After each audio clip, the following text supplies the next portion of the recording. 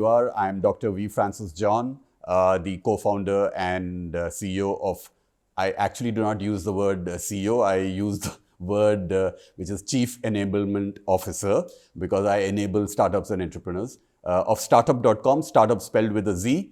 It's based in Dubai, UAE.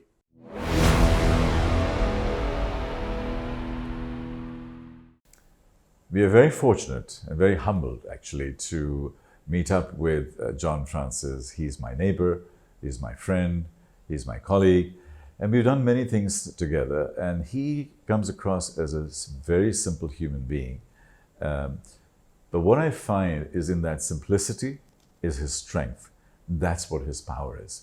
When I first met him, he was an activist. He wanted to go against the grain. I am, a little bit like that myself, so I could totally resonate with that and relate to that. And he is now the co-founder and CEO of Startup with a Z, with a Z. But that doesn't explain anything. He's doing way, way, way more than that. He's empowering people, he's engaging them, he's changing the world, he's working in a beautiful country. Literally, we are neighbors. And I brought him in here today to share his journey, his very colorful journey through life and how he sees the future. John, welcome. Good to see you. I hope I did justice to that. Thank you for that introduction. That is very grounded and very down to the earth. Which is what we are, John. And I think, my respect for you right from time zero was in the fact that you were real, you were authentic, you were honest, and there were times when I sort of said, he's trying to do all of these things. Is it going to come through and make it happen? And you did. So firstly, congratulations on all of your achievements over the last 3 years. And I've seen them happening right in front of my eyes. And it's like a flower blossoming, and it's there. You're the beautiful flower. Yeah. So let me take you back in a typical Bollywood style. And I know you have a Bollywood connection. Yeah. Let's go. Just give a little flavor of your life, a little bit of your schooling and how you grew up, and what are some of the things that you did in your younger life before we get into today. Okay, so it's a long story and a long history that is there in the back of my the 4 decades that I've been in the you could say the entertainment industry, the technology industry, the political industry, the religious industry, which I call it if it's in the industry, because as such it is in a form a commercial platform. So I've touched the various facets. I started off in school as I was very mesmerized with the school productions, which were musicals, and our principal and our headmaster, Brother Eric Stanley D'Souza, who's not well. He's actually completely bedridden and in a very bad state of health now. He was the one who actually encouraged me to go down this path with the theatrical productions which he put up on stage, which humongous amount of cast, which were all the school boys, my classmates and schoolmates. And one of them is Shah Rukh Khan. And Brother Eric Stanley D'Souza was the one who actually put me into a path which is the tech-oriented path. And I was like very mesmerized with all that sound, the lights. And mind you, during those days, I'm talking about 40 years back, which is in the early 80s, mind you, where we used to use rheostats as dimmers for the lights, that the spotlights and the follow spots and all that used to be used. Rheostats means they were hand operated, and if you need to fade in and fade out 100 spotlights which are on stage, literally we are using bamboo sticks, because each of those rheostats had a wire which went up to the console board, and you had these levers. So the levers were the ones which we used to use, and those wires which were like gears used to operate the rheostats.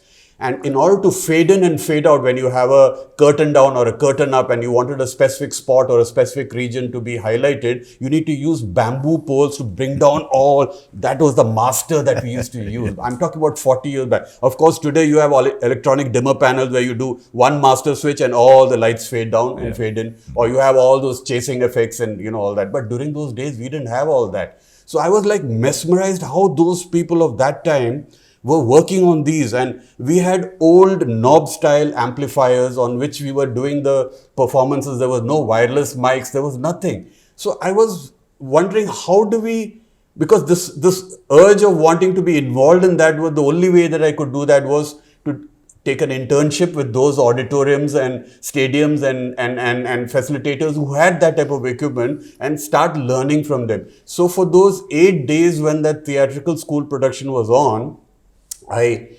physically took permission from the school to be there, just to stand in the control room and watch. And that was the day I took my first, what you call, oath to myself, that this is a path that I would like to go down. That is a technology-oriented path, which is, I knew that I do not have that capability to be on stage, but I said I would like to facilitate those people on stage, to have the spotlight on them. And my biggest excitement and enthusiasm and accolade that I used to get was when I used to see those people on stage getting the standing ovation. And I was one of the cog in the wheel to have been able to get that on them. Because when the spotlight is on the artist, it's his talent that is getting shown on, and I am the one who has facilitated that. So that is the transition. So I went from there into becoming a DJ. I tried to get in the best of, I did a lot of parties. Mind you, I was getting paid in those days more than what my own father, as a government servant, was getting as a salary. And he was extremely jealous of me because of that. And for many a days, he wouldn't even talk to me, because I was transitioning into not becoming a student in school, but rather a businessman. And more so, he became agitated when I bought the first Ambassador Classic car. And when nobody for 3 generations of the family had a car, and here was I needed to have the car because I needed to use the car for facilitation of transport of equipments and all that. So, and I was coming back at 3, 4 in the morning. I needed a car so that is how I started. My story starts with that. And I still remember I was penning my notes of how it started, and the rubber that my father used to give me to take to school was my first rubber stamp. On it was my name, John, and that was the invoice, and that was the receipt for the payments that I used to receive. That rubber stamp, that rubber with an erasmic blade, or what he used to use for shaving, I had cut out my name on that, and the pen that he gave me with the ink, I used to rub it on the rubber stamp, on that rubber, and use that as my invoice and my receipt. These are amazing stories, and I think it just reminded me of some of the nostalgically my father, and I used to have these old stories with him also. So, bless you for enjoying that, and bless them, actually. What I see from here is that you had this desire for learning and curiosity, and something was ignited inside you. Just take us a bit further forward. I mean, you've done DJing, you've done large events, you've done all of that before we come to your current life. Just a little bit about that. So, quickly saying it, so I transitioned from there into becoming an intern, becoming working with contractors who had that type of equipments which you could do for execute large projects in stadiums and for concerts and for theatrical productions, musicals. And I transitioned into, and because I could speak English so well, I started networking with the Max Muller Bhavans, the British councils, and because they used to have international tours coming into India, and Delhi, being the capital of India, was the first spot for most of these international tours, and they wanted somebody who could interact with the local people who could only speak the vernacular language and could not assist the technicians and the engineers and the sound engineers and the light engineers who used to come in with the most sophisticated equipment, but they weren't able to collaborate as to how the rig and the truss systems and all that could be set up, the sets, the props, the green rooms, the restroom. There were a whole lot of infrastructure that was required to stage a theatrical or a musical concert, and I'm talking about again in the 80s, where India was just evolving into these sort of international tours that were coming in. Most of these tours were bypassing India and moving from, it used to come up to Dubai, to Karachi, to Lahore, and then it used to bypass us because we in India didn't have the foreign exchange to pay them initially. So most of these tours used to bypass us, stage in Colombo maximum, and then go on to Hong Kong, Singapore, and then go back to US, So this was the circuit. So when I started involving myself with these sort of platforms, I said, it's like a growth scale. So after transitioning from being a DJ, I went into actually learning how to become a sound engineer, how to become a light designer. And I went into that stage. Then from that stage, I decided that, okay, now I have done this area of this expertise that I require. Now, how do I be the actual person who is in control of the control room? So I started researching on this equipment. I was not a sound engineer. I was not a light engineer, but I knew this technology was evolving into these things. So I did a lot of research and I realized that, hey, now the transition of digital is coming in a big way. We need to have digital mixers. We need to have digital audio recording equipments. We need to have digital auto fader systems with programming of equipments where the entire lighting equipment of the state of the art, I'm talking about the real top end, because I could see that from all the various projects that were coming in there, they were bringing those sort of. So I started noting down the brand names, writing to them, and mind you, those catalogs were really heavy catalogs because you had to write to them and then they used to say, please pay us for the postage because those catalogs were so heavy. So I went into a lot of theater groups. There was Stage Door, Amir Raza Hussain, I've done close to 200 odd productions with him, Tag, in which Shah Rukh is, that is Theatre Action Group, Mr. Barry Johns, Yatrik, Joy Michael. There are so many such theatre groups, Kids World with Lucian and Bubbles. So these are all humongous musicals which we started staging in-house in India with the copyright of the scripts which we got from the US and from UK, with the endeavor of being able to stage it in India and take it on tour all over India to all the best of theatres and auditoriums that are there. So in the similar process, what I was doing in school, from being a DJ, I transitioned into also becoming a manager for rock bands because they saw that this man was well connected with all the sound guy, the light guy, the stage person, the marketing person, the sponsorship person, because I started evolving myself into becoming an impresario. The endeavor being that there was nobody who knew there was not a word called an event manager or an event management company that time. It was all evolving and it kept on evolving to a stage that I tied up with Class Promotions and we brought in Bootleg Beatles, Richard Clayderman, Michael Jackson. We got Men at Work, Kraftwerk. You name it, all the top bands of those era which were bypassing India, we started sourcing them, linking up with hotels, linking up with the airlines, linking up with the London Actors Company, Los Angeles Theatre Repertory Company. We staged all these international productions. And at the same time, I continued with my passion, which is being at the ground level. We had the Hindustani classical music, we had the Carnatic music in the south of India. So there were these great musicians which I wanted to. It's like touching the face of God when you're with them, because they have so evolved in their musical calibers that they are either called Ustad or they are called Pandit, depending on which realm of activity they are in. So I brought in the first of its kind digital recording equipment into India.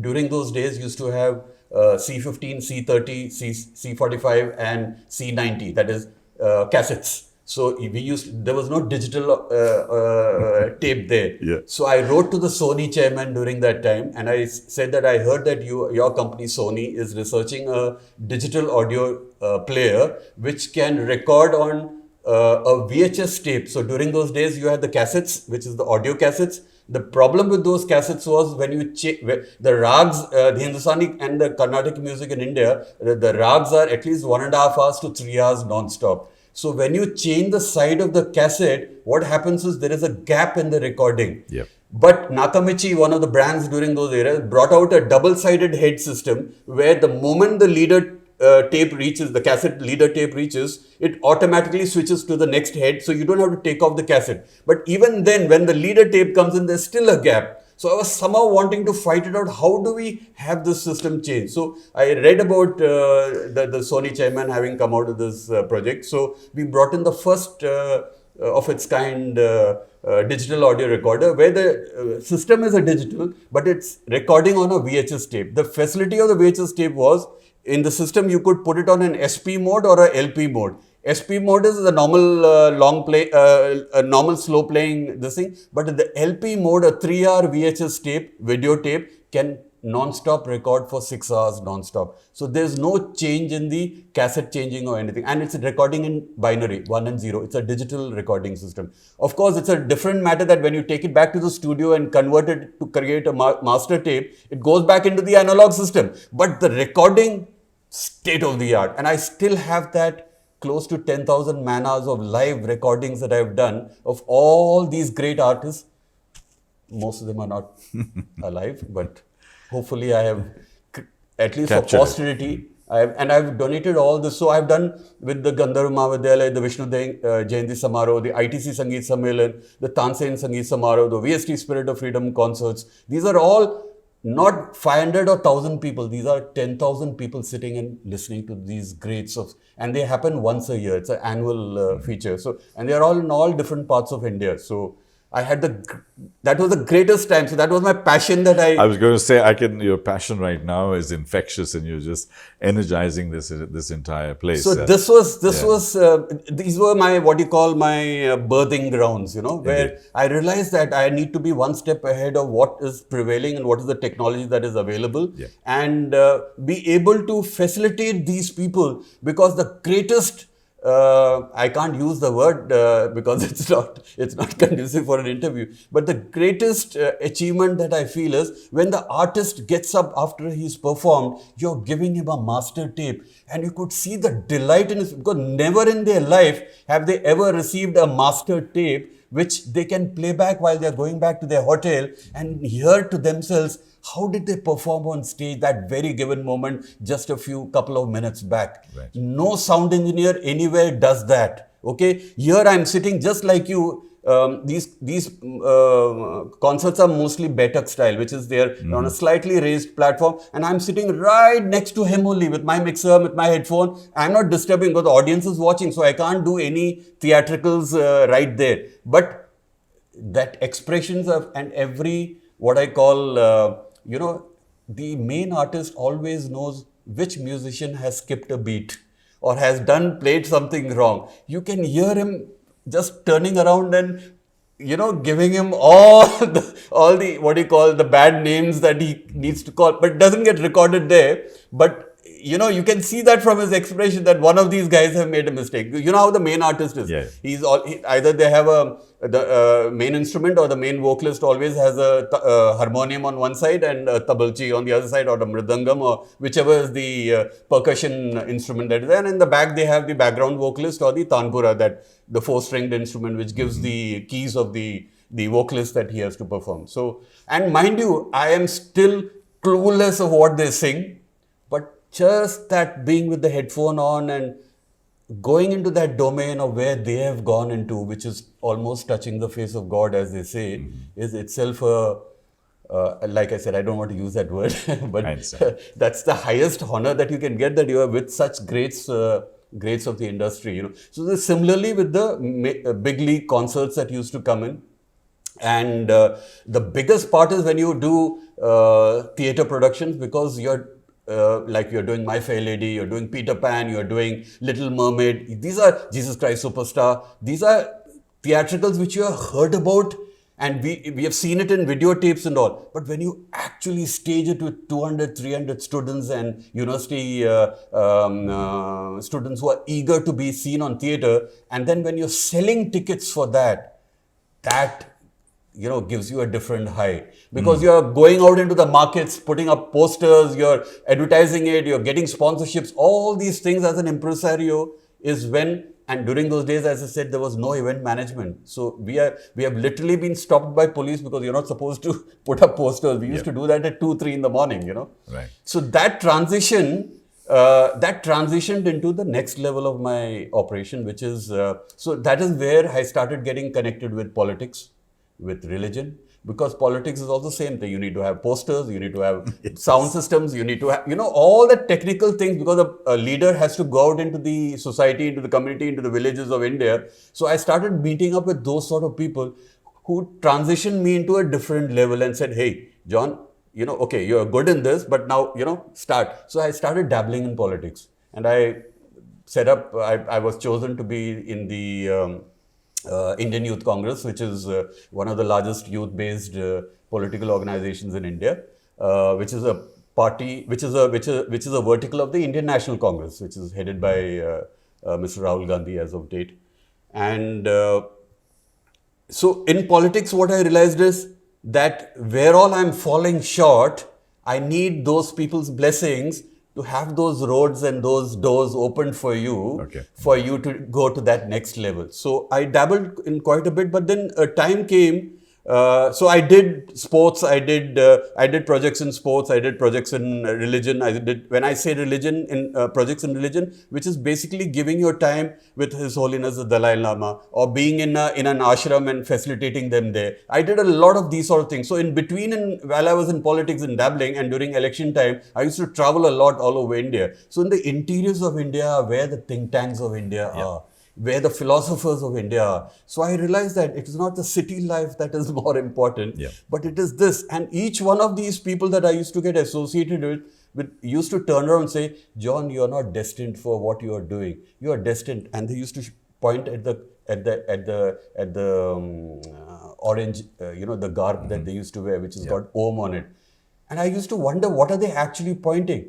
And I realized as the days evolved and as the years evolved, I realized that what they were saying was basically that you need to evolve yourself into a certain level of your life where you internalize all these experiences that you're going through, and you may have to go into a spiritual part of your domain, which I had at that given moment of time I was not exploring. I was only looking at it at the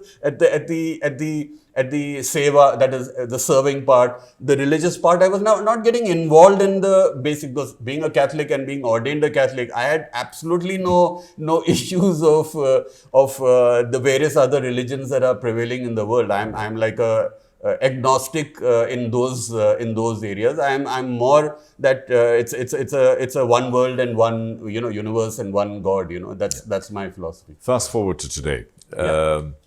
You used all of this learning, all of this energy, all of this excitement, spirituality, everything to set up something very meaningful here in Dubai. So what was your catalyst? Why did it happen? Because there were so many incubators and all of these kinds of environments. And what about yet another one? So I've been here in Dubai for the last 15 years. Okay, and initially I was with a platform which is called the Dubai Duty Free, where we were one of the 4 global vendors who were supplying diamond-studded gold jewelry to the Dubai Duty Free. So during those years of my business, as in a business dealing with them, there were a lot of areas in which I wanted to delve into. And one of them, as I wanted to continue with my transition from India, I had left Delhi and joined, because I had done everything else in Delhi, I wanted to move to a place in India called Mumbai, which was that time called Bombay. The reason being, the one subject which I had not touched in that entire industry spectrum that I wanted to touch base with was films. And films means Bollywood. And even my gurujis and my advisors of those times told me that you will have a lot of success where there is water. I'm in Dubai, which is next to water. I'm getting a lot of success here. But in Mumbai, I did try, at least for 3 years, I touched base with and did a lot of research in bringing, wanting to bring digital cinema into India. India did not have digital cinema. When I say digital cinema, means that was my next transition into the technology field, which is, we were the pioneers that way. I, along with my very senior colleague who passed away last year, Mr. Jawahar Chopra, who's a pioneer in the video cassette industry. He's the first person who got the license from the late Prime Minister of India, Srimati Indira Gandhi, for setting up a radio manufacturing plant in India. He's the one who set up the first video cassette manufacturing plant in India. He's the one who set up, and it's called Oriental Gramophone Company. He bought the rights from his master's voice, which is HMV, and HMV was, as you know, most of the companies which were the multinational companies which were based in India. There came a certain period of time in India where they were asked to leave, like Coca-Cola, HMV.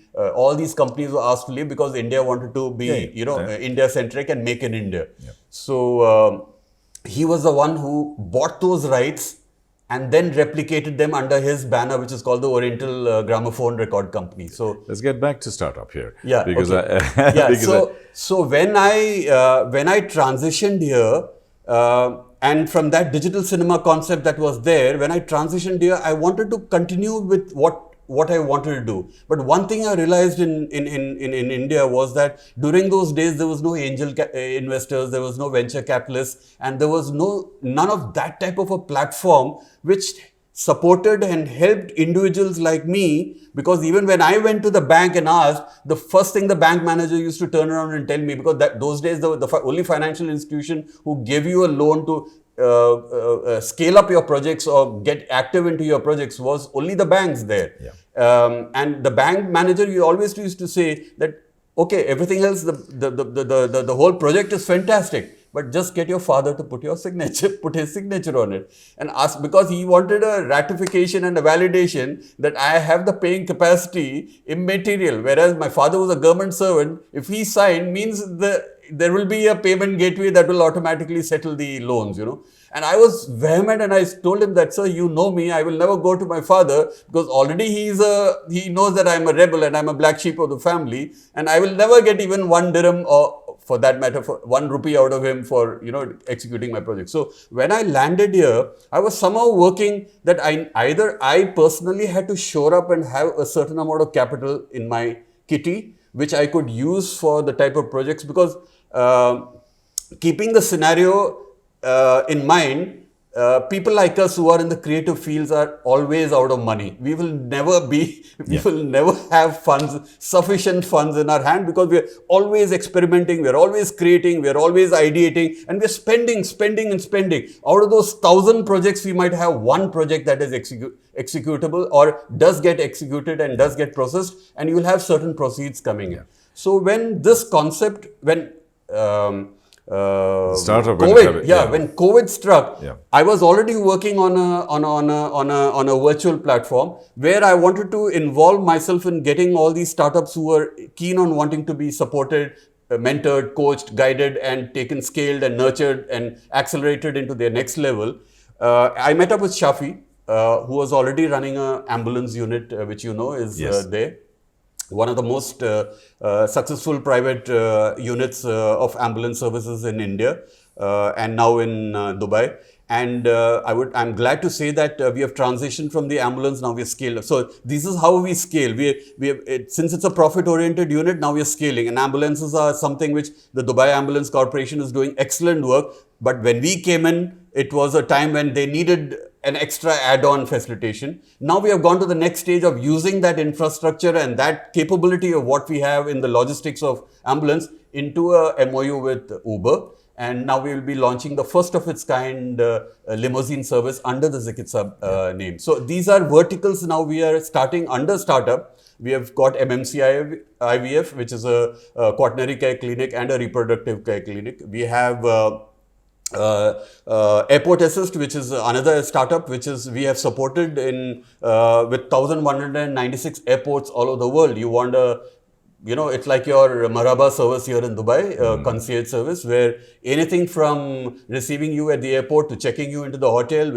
you want a bouquet of flowers at the airport, all that is managed by a lady with 4 other employees strategically placed. So each vertical that we have under startup we are very clear, has to be commercially viable, number one, and it's 100% owned by us. So those proceeds and those commercial viable projects that we enter into, those proceeds are actually giving us a corpus which we then channel into other startups who may not initially have that profit unit economics that work out. But we hope that 6 months, 1 year down the line, we are barely 24 months old now, will work out towards them being commercially viable. But we are very clear that if the leader or the person who has come in with that idea does not have the capability down the line to become the CEO of that platform and does not have that admin and admin skills, then what we do is we slowly change him into a more into a creative or a programming or an ideating person and bring in a team of our own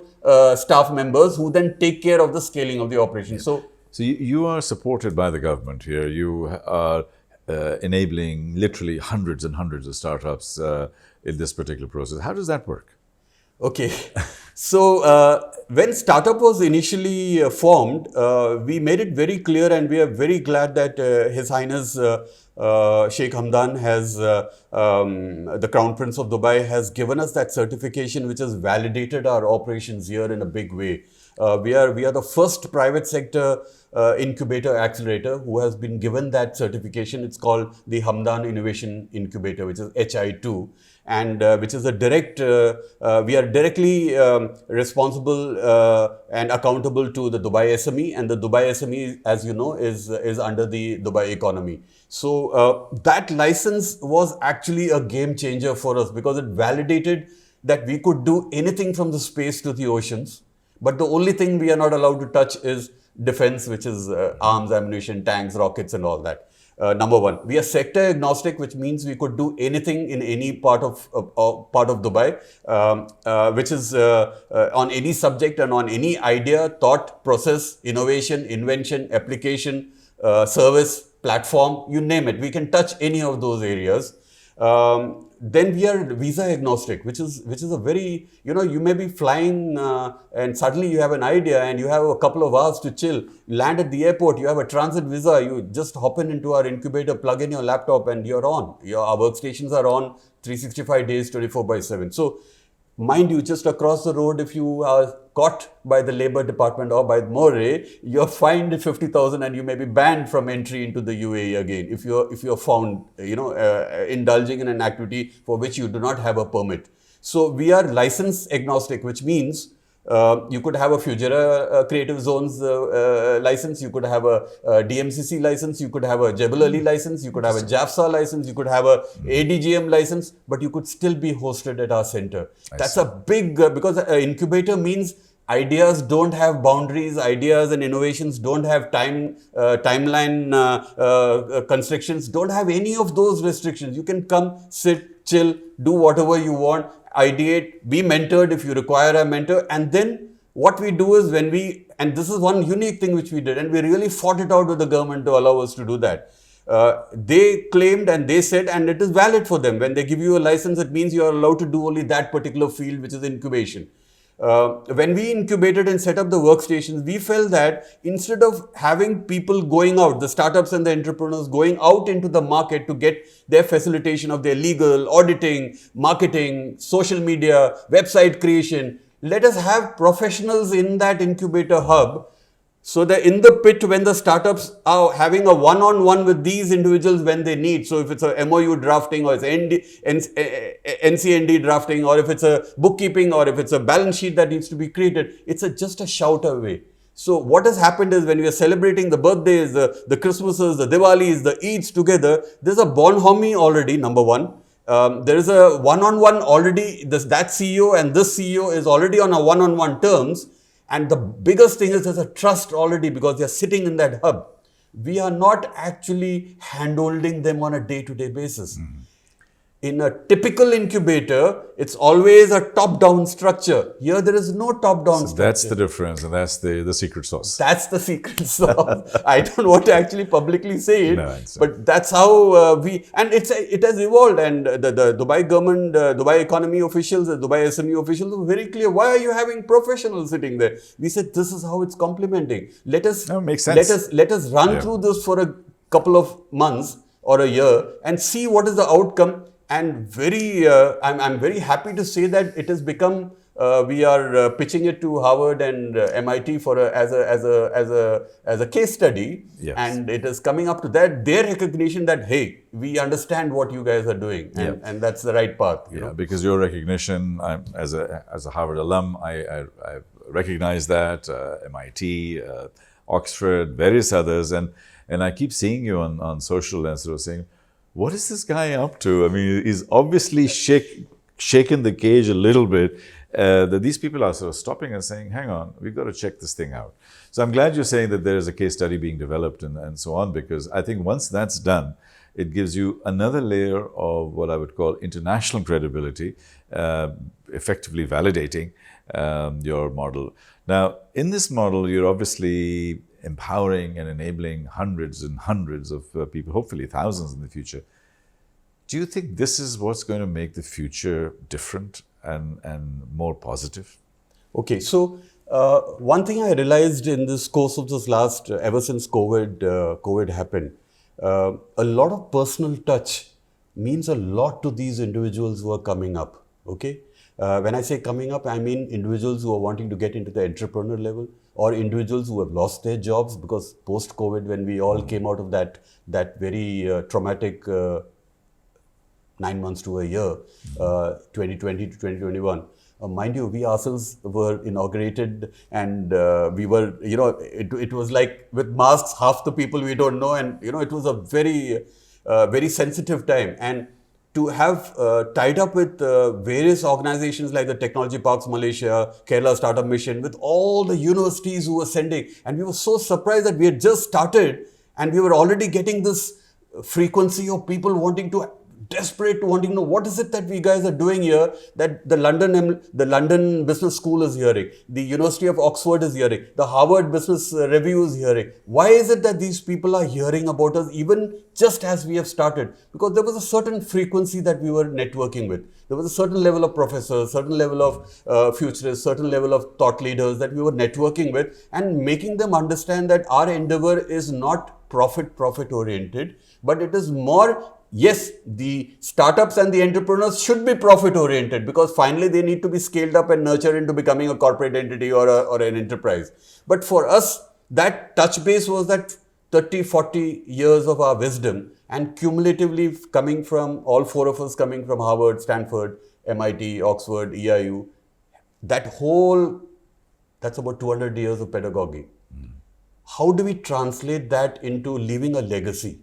And when I meant by leaving a legacy is that the legacy is not to earn from these people. That is just to cover the costs, number one. And we are the cheapest right now. In 625 dirhams, you get a monthly workstation with all that infrastructure, plus 5% VAT that we have to pay to the government. You get that type of facility. Plus, if you need mentoring, we come forward and all gratis. Mm-hmm. So there is nothing, and that is the reason why we decided in the early part of the setting up of the incubator, we decided one thing, which is, you'll be surprised, we are the only incubator who are focused towards films. We are the only incubator who are focused towards art. We are the only incubator who's focused towards music. We are the only incubator who's incubating sports. No other incubator here in this region is touching these subjects. Of course, if you want art related, you'll go to Al Circle Avenue and you'll have all the galleries and you'll have all that. But as an incubator to transitioning the conventional artist into an NFT domain, who's rendering all that expertise? We are paying artists to be hosted at our startup art residency, and we are facilitating them with the infrastructure to participate in the World Art Dubai, in the art exposition in Sharjah. And they are doing all that work that they need, so that their focus is on that creative component. And again, here I say, as a facilitator, my, blessings I get is when I see them getting their standing ovation. So literally, it goes back 40 years, because when you saw the star and the spotlight and you were moving the bamboos, you were the unsung hero that enabled these people to become stars. Because today is exactly you doing the same thing. Yeah, because you need to know what your strengths and weaknesses are. Yeah. There comes a time in your life, you need to know this is what you are best in, and this is where your North Star is. This is where you will shine the most. And that shining and that frequency and that bandwidth is automatic. The universe, as they say, conspires to achieve what you want to. And I realized that I cannot be a singer. I cannot be an artist on stage. I cannot be a director. Yeah. I cannot, but I have that networking skills. And inshallah, he has blessed me a lot with, and I've seen that when I am the mover and shaker, I don't need to be in the limelight, but I can facilitate all those creative people who have all those zany ideas, and they look up. And I'm so happy that when people recognize me for that, rather than that, I'm not a technologist, I'm not a futurist, I'm not an ideator, but I ideate on all these. So like when blockchain came 5 years back, I'm saying, of course it's from many years back, but when it came into the limelight 5 years back, or now everybody's talking about metaverse, and then after metaverse, now the new trend is going into AI and generative AI. When you're talking about these sort of subjects, I do not have any of that knowledge from the years that I have been in. So when I attend these sort of summits and conferences, I'm hearing these world speakers who are talking about this. And I'm very blessed to note that I'm sitting and discussing these sort of ideas and concepts with world leaders of these sort of topics, of which I am absolutely clueless. And most people out there in the world are like me. So how do I facilitate those people out there in the world with this platform that I've created, where we are sector agnostic, license agnostic, visa agnostic, we are funding them, we are mentoring them, and we are tied up with, Ms. Sarah, the global management consultant. So whenever I need support from such type of organizations, I bring them on board, willing to pay them to facilitate that our startups and entrepreneurs are given the right side of guidance and they are taken then forward. Because I may know only the bookish knowledge, or I may know only what I've heard and gleaned and is there in my neurons and in my memory cells. But when I bring and I interact with individuals like you who have all that knowledge and who are able to impart it, then it becomes easy for me to act as a facilitator. So that is where I again use the word, that facilitation is the biggest. It's like God has his angels. Yes. Who does the facilitation for him. Yeah. I'm like maybe the chosen one to do that for the. So that's where my I again don't want to use that word, because after the interview I will tell you what I always say this to my close people, that that's how I am, and I have noticed that whenever I have indulged myself into being the person on stage, then I have always lacked. Why so? Because the people in the audience are able to spot whether you are the man or is Mr. Tariq Qureshi the man. Okay, so I can facilitate you as Tariq Qureshi to be the one on stage. But for me being on stage, I'm a John of all, Johnny of none. I think you are not doing justice to yourself. I think you're Johnny of a lot of things. I can assure you. I'm just keeping it very polite. Absolutely. But connecting the dots is exactly what I'm doing with Voices of the Future, and you are a very special voice for us. And I think my work on this one also is that I want to not be the voice of the future, but facilitate the voices. That's it. It's exactly what it was resonating with me and connecting. And when people said, "Oh, you have to make your own brand as Voice of the Future," and I said, "No, my brand is Voices of the Future. I'm the connector. I'm the facilitator. I'm the person who brings it together." And you can see that you are shining in that. That's right. I have a sense of pride, not for myself, but when I see others finding their path, they always say, find your path. Yes. And the saddest part is, Brother Tariq, the saddest part is that it's only when you are in your late, entering your 60s that people say, now you are. But what about 40 years back? That is not when I didn't have a mentor. I didn't have a guide. I didn't have a teacher. I didn't have a tutor. All were rebelling against me. They said that I'm the black sheep of the family, I was not even allowed by my father to light the candle for every evening. We have the evening family prayer. Yeah. He stopped me from even lighting the candle, even though I was the youngest kid in the family. He stopped me from doing that, thinking that I have gone wayward now. Now I am lost for him, But the sense of thing is that I think that consistency of being able to again and again, and this is something which I heard yesterday in one of the education summits that I attended, which was, whatever you have learned, you unlearn, and then you relearn. Alvin Toffler. Yeah, it was a very powerful statement, and it kept on ringing. And when I stepped out, his name is Michael. He's an educationist back in the US, and he's compiled a book. And I told him that when I came out, he was saying, "You're like a kid talking to me." And I said, "Yeah, that's how I am. When I get that one, it's like a one mantra that allows you to evolve into the next thing." So I said, "That's what I've been doing. I've been learning, unlearning, and relearning the new trends and forecasting myself that this is where I need to be headed to." This is a very famous thing. I use it all the time. Alvin Toffler is a philosopher, educationist. And he said the illiterate of the future are not going to be the ones who cannot read or write. Correct. They are the ones who are not able to unlearn, learn and relearn. They will be illiterate. So on that happy note, John, since you have found that childlike energy within you, and I really enjoy that because I'm not childish, but I'm childlike. I love the pizzazz of that. Absolutely, the curiosity, the discovery, the whole thing, and I still learn that. And people also think I'm completely nuts. My company is called MAD. Yeah, I know that. MAD Talks, you used to do that earlier. Right. It means make a difference, but as far as people are concerned, I'm completely nuts. And I think you are also completely mad, because one of the things I learned from my professor, Tony Buzan, is that only the mad will thrive, which was also my TEDx talk. That you and I, we need to be mad. Because you see, if you look at the normal distribution curve, it's only the 1%, 2%, 5% on the edges. They are the ones who break the rules and make the changes. Everybody else is just norming itself. John, it's been an absolute pleasure. Thank you very much indeed for being here. Thank you. It's an honor. And I love to see, you're a neighbor, and I just love to see you thrive and grow. And I hope we will be there together in this journey. John. Thank you. Thank you.